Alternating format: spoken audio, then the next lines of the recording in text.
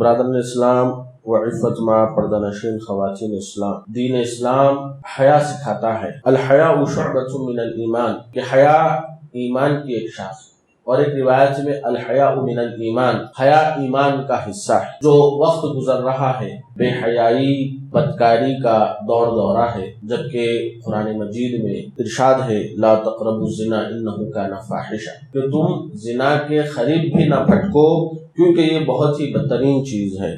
اللہ رب العالمین نے اس سے دور رہنے کے لیے جو تعلیمات دی ہیں ان میں سے یہ بھی ہے قل للمؤمنین یغضوا من ابصارہم، ایمان والوں سے کہہ دیجئے کہ وہ اپنی نگاہوں کی حفاظت کریں، نگاہیں نیچی رکھا کریں۔ کہ ایماندار کیسے ہونے چاہیے؟ والذین هم لفروجہم حافظون، تو بتایا گیا کہ جو اپنی شرمگاہوں کی حفاظت کرنے والے ہوتے ہیں۔ اللہ کے رسول صلی اللہ علیہ وسلم نے ایسے لوگوں کے لیے جنت کی خوشخبری دی ہے جو اپنی شرمگاہوں کی حفاظت کرتے ہیں۔ من یضمن لی ما بین لحییہ وما بین رجلیہ اضمن لہ الجنہ، کہ جو مجھے اپنے دو جبڑوں کے بیچ یعنی زبان اور اپنے دو رانوں کے بیچ یعنی شرمگاہ کی حفاظت کی ذمہ داری دے گا، میں اس کو جنت کی بشارت دیتا ہوں، جنت کی خوشخبری دیتا ہوں۔ جس طرح زبان کی حفاظت انسان کو کرنا چاہیے، اس سے کہیں زیادہ اپنے شرمگاہ کی حفاظت بھی کرنی چاہیے۔ انسان اپنے نفس کی خواہشات میں آ کے یا ابلیس کی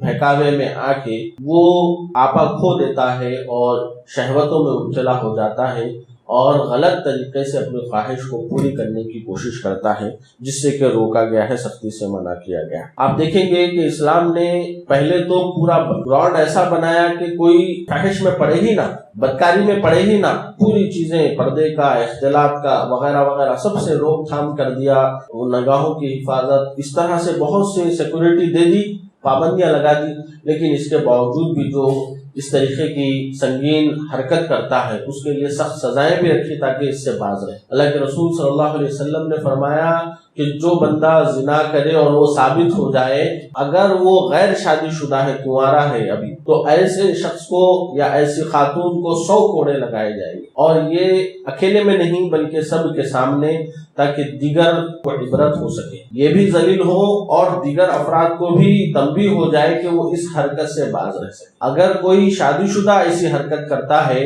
اس کے لیے اور سخت سزا، اور جو دوسری سزا بیان کی گئی کہ ان کو رجم کیا جائے، یعنی کہ پتھروں سے مار مار کر ان کو تہس و نہس کر دیا جائے، ان کو ختم کر دیا جائے۔ تو یہ بہت ہی سنگین جو ہے سزا ہے اسلام کے اندر، کیونکہ یہ جرم بھی اتنا ہی سنگین ہے، اس کے کئی نقصانات دنیا اور آخرت میں بیان کیے گئے۔ تو اللہ رب العالمین نے مسلمانوں کا، مومنوں کا جو معاشرہ دیکھنا چاہا ہے، بنایا ہے، اس کے اندر زنا کی کوئی جگہ نہیں ہونی چاہیے۔ اللہ کے رسول صلی اللہ علیہ وسلم نے یہاں تک ارشاد فرمایا اذا ظہر الزنا والربا فی قریۃ فقد احلوا بانفسہم عذاب اللہ، کہ جس بستی میں بھی زنا عام ہو جائے، سود عام ہو جائے، تو انہوں نے اپنے نفسوں کو پیش کر دیا ہے اللہ کے عذابات کے لیے۔ اللہ رب العالمین کے عذابات آئیں گے، اور ایسے ایسے آئیں گے، اور ایسی ایسی بیماریاں آئیں گی کہ پچھلے زمانوں میں تم لوگوں نے سنی ہی نہیں ہوں گی۔ پچھلے زمانوں میں جو بیماریاں نہیں تھی، ویسی ویسی نئی نئی قسم کی بیماریاں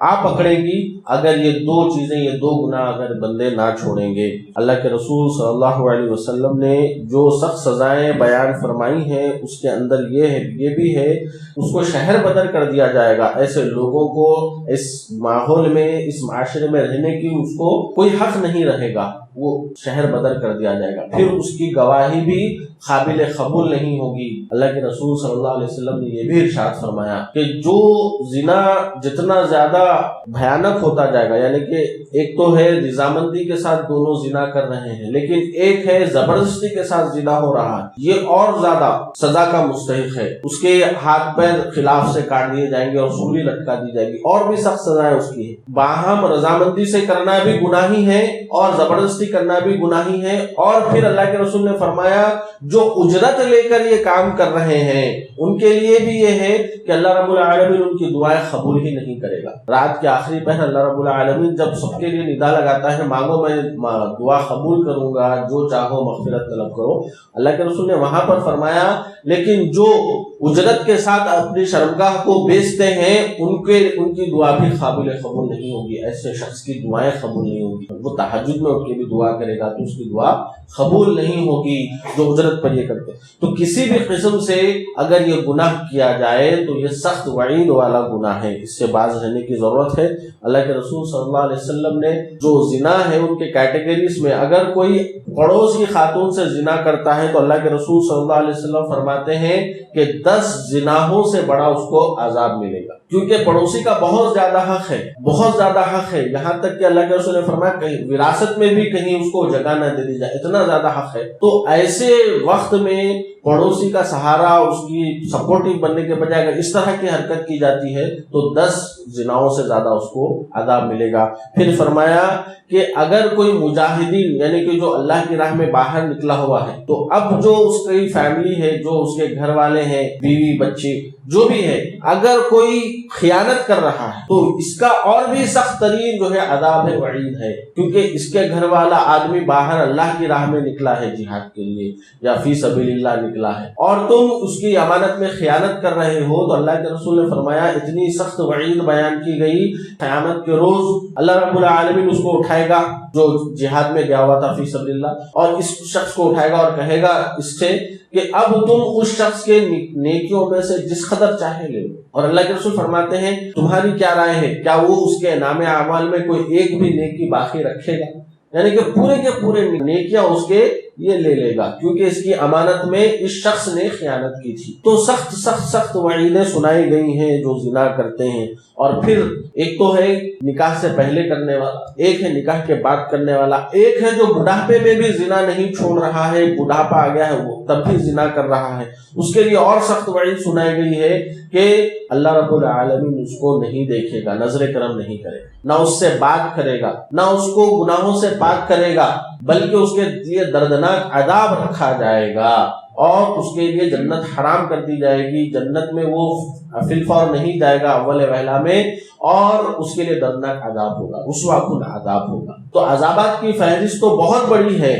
ایک واقعہ اللہ کے رسول صلی اللہ علیہ وسلم بیان فرماتے ہیں کہ ایک رات مجھے فرشتے لے کر گئے تو مجھے جہنم دکھائی گئی. تو ایک حصہ میں نے دیکھا تنور ہے، تنور مطلب نیچے سے بڑا رہتا ہے، اوپر آ کر وہ اس کا منہ چھوٹا ہو جاتا ہے، تنور کا ایسے ہی ہوتا. تو میں نے تنور دیکھا اور آگ ہے، بہت بھیانک آگ ہے. تو اس میں کچھ ننگے مرد اور عورتیں ہیں، اور پھر وہ آگ جو ہے ان کو اچھال رہی ہے، آگ اتنی بھڑک رہی ہے کہ وہ اوپر آ رہے ہیں اور قریب ہے کہ وہ باہر نکل جائے، لیکن وہ آگ پھر سے نیچے چلی جاتی. تو میں نے پوچھا یہ آگ کی لپیٹوں میں کون ہے جو اتنا خطرناک عذاب ہو رہا ہے، اور وہاں سے بیت الخلا جیسی بدبو، خطرناک بدبو بھی آ رہی ہے، تو یہ کون لوگ ہیں؟ تو بیان کیا گیا یہ وہ لوگ ہیں جو زنا کیا کرتے تھے، زانی مرد اور زانی عورتیں ہیں جن کو یہ عذاب دیا جا رہا ہے. چونکہ وہ برہنہ کر کے ان کو عذاب دیا جائے گا، اور بدبو اس لیے آئے گی کیونکہ وہ ایک دوسرے کو اپنی طرف ملتفت کرنے کے لیے خوشبو کا بھی استعمال کرتے تھے، جس کی وجہ سے اب بدبو ان کے حق میں لکھ دی گئی. تو سخت ترین عذابات ان کو دیے جائیں گے. اور اللہ کے رسول صلی اللہ علیہ وسلم سے ایک صحابی نے آ کر کہا اللہ کے رسول مجھے کچھ ایسی دعا سکھائیے کہ جس سے مجھے فائدہ ہو. تو اللہ کے رسول صلی اللہ علیہ وسلم نے ان کو دعا سکھائی، اللہم عافنی من شر سمعی و بصری و لسانی و قلبی و شر منی. تو اس کی تفسیر میں کہتے ہیں و شر منی یعنی کہ زنا سے میری حفاظت ہو. ابو ہریرہ رضی اللہ عنہ سے متعلق آتا ہے کہ وہ کثرت سے دعا کرتے تھے. کون سی دعا؟ اللہم انا نعوذ بک ان نزنی او نسرق او نکفر او نعمل کبیرۃ. اللہ مجھے بچا لے، میں تجھ سے پناہ مانگتا ہوں. کس سے؟ زنا سے اور چوری کرنے سے، کفر سے اور کبیرہ گناہ کرنے سے. تو پوچھنے والوں نے پوچھا کہ کیا آپ کو ڈر ہے کہ کیا آپ یہ کامہ کریں گے، زنا کریں گے یا چوری کریں گے؟ فرمایا میں کیسے بے خوف ہو سکتا ہوں جبکہ ابلیس زندہ ہے، اور وہ بھی زندہ ہے جو جس طرح چاہے دل کو پھیرتا ہے. اللہ رب العالمین جو ہے دلوں کو جس طرح چاہے پھیرتا ہے. تو جب یہ حال ہے ابلیس زندہ ہے اور دلوں کو جس طرح چاہے پھیر دیا جا سکتا ہے، تو میں کیسے امن میں رہ سکتا ہوں؟ اس لیے وہ دعائیں کیا کرتے ہیں. اور اللہ کے رسول نے ایک دعا سکھائی، اللہم انی اسألک الہدی والتقی والعفاف والغنی. عفت و پاک دامنی کی اللہ کے رسول صلی اللہ علیہ وسلم دعا سکھائی. تو دعائیں بھی کرنا ہے ساتھ میں، اور اپنے آپ کو کنٹرول، سیلف کنٹرول میں کرنا ہے. اور بشارت دی اللہ کے رسول صلی اللہ علیہ وسلم نے کہ ایسے شخص کی دعا قبول ہو جائے گی جو موقع ملنے پر بھی زنا سے بچ جاتا ہے، جیسا کہ وہ 3 بنی اسرائیل کے جو افراد گئے تھے اور غار میں گئے تھے، ایک چٹان آ کے ان کا منہ روک لیا، تو اس میں سے ایک نے دعا کی تھی کہ اللہ مجھے موقع ملا تھا زنا کا، لیکن میں تیرے خوف سے اس گناہ سے بچ گیا، تو اللہ رب العالمین اس کی دنیا ہی میں دعا قبول کرتا ہے اور وہ چٹان ہٹ جاتی ہے۔ تو دعا کی قبولیت ہے۔ پھر فرمایا عرش کا سایہ اس شخص کو بھی ملے گا، 7 خوش نصیبوں کو عرش کا سایہ ملے گا، تو اس میں سے ایک شخص وہ ہوگا جس کو ایک حسین و جمیل عورت دعوت دے رہی ہے زنا کے لیے، لیکن وہ کہہ رہا ہے معاذ اللہ یا انی اخاف اللہ کی پناہ میں اللہ رب العالمین سے ڈرتا ہوں، تو ایسے شخص کو اللہ رب العالمین اپنے عرش کے سائے میں جگہ نصیب فرمائے گا۔ خوش نصیبی کی بات ہے، بہت زیادہ خوش نصیبی کی بات ہے۔ اور پھر فرمایا گیا دفاع کرنا، عزت نفس کا دفاع کرنا، اگر کوئی زبردستی کر رہا ہے تو دفاع کرنا یہ حق ہے، اور اللہ کے رسول نے فرمایا مردوں پر یہ حق ہے، یہ واجب ہے کہ وہ خواتین کا دفاع کرے۔ من قتل دون اہلہ فہو شہید، اللہ کے رسول صلی اللہ علیہ وسلم نے فرمایا جو اپنے خواتین کی عزت و ناموس کی حفاظت کرے اور اس میں قتل بھی کر دیا جائے تو اس کو شہید کا مرتبہ ملے گا۔ اور اسی طرح خواتین پر بھی واجب ہے کہ وہ اپنی عزت نفس کی حفاظت کریں۔ ایک واقعہ بیان کیا گیا کہ حضرت عمر رضی اللہ عنہ کے زمانے میں یہ واقعہ پیش آیا تھا۔ قبیلہ جوہینہ کی ایک باندی تھی، وہاں کے جو گھر ہے وہاں پر ایک مہمان آیا ہوا تھا، تو جب اس نے باندی کو دیکھا تو اس کے اوپر زبردستی کرنے لگ گیا رات میں۔ اس نے روکا لیکن نہیں مانا، اس کو دھکا دیا پھر بھی نہیں مانا، تو ایک پتھر دکھا، اس پتھر سے اس کے سر پر مار پڑی تو وہ مر گیا۔ تو لوگوں نے یہ معاملہ جب حضرت عمر رضی اللہ عنہ کے سامنے پیش کیا، حضرت عمر رضی اللہ عنہ نے کہا ھذا خطیل اللہ، یہ اللہ کا مارا ہوا ہے، یعنی کہ اب کوئی دیت یا کوئی قصاص نہیں ہوگا، اس نے اپنے خون کو حلال کر لیا تھا، اس نے دفاع میں یہ کام کیا ہے، تو اب یہ جو شخص قتل ہو گیا ہے اس کی دیت بھی نہیں دی جائے گی، نہ قصاص لیا جائے گا، یہ بیکار ہو گیا، اس کا خون ضائع ہو گیا۔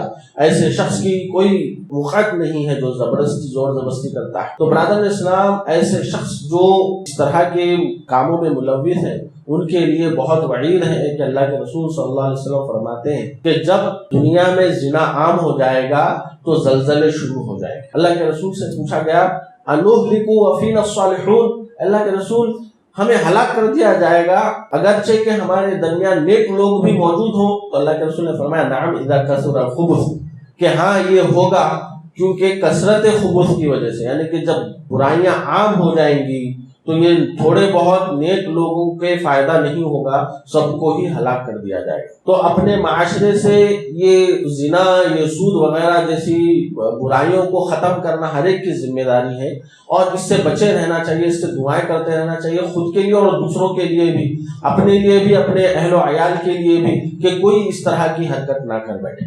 جو وقت چل رہا ہے اس میں خصوصاً نظر رکھیں اپنے اور اپنے گھر والوں کی، اپنے رشتہ داروں کی، دوست احباب کی، اور اس کی سخت نکیر کریں، کوئی موقع نہ ملنے چاہیے۔ شیطان جو ہے طرح طرح سے لوگوں کو ورگلا رہا ہے، موقع دے رہا ہے، اور بہت سی چیزیں لا کر آسان سے آسان کرتا جا رہا ہے، نکاح کو مشکل بنا دیا جا رہا ہے، اور اس طرح کے زنا کو سستے سے سستا، آسان سے آسان کر کے جو ہے پیش کر رہا ہے۔ تو ایسے ماحول میں ہم پر یہ واجب ہے، یہ ضرورت ہے کہ ہم دعا کرنے کے ساتھ ساتھ تمام وسائل کو اپنائیں جس سے کہ ہم اس سے بچ سکتے ہیں۔ یہ تمام فضائل کو رکھیں اور تمام وعیدوں کو دیکھ کر سمجھانے کی کوشش کریں تاکہ ہمارا معاشرہ، ہم، ہمارے گھر والے، تمام لوگ، ہمارے بھائی، تمام لوگ اس سے بچ سکیں۔ ہم دعا کرتے ہیں رب العالمین سے کہ اللہ رب العالمین ہمیں مرتے دم تک اسلام پر قائم و دائم رکھے، نیتوں کی طرف رغبت پیدا کرے، گناہوں سے ہماری حفاظت فرمائے، ہمارا خاتمہ ایمان کی حالت میں فرمائے۔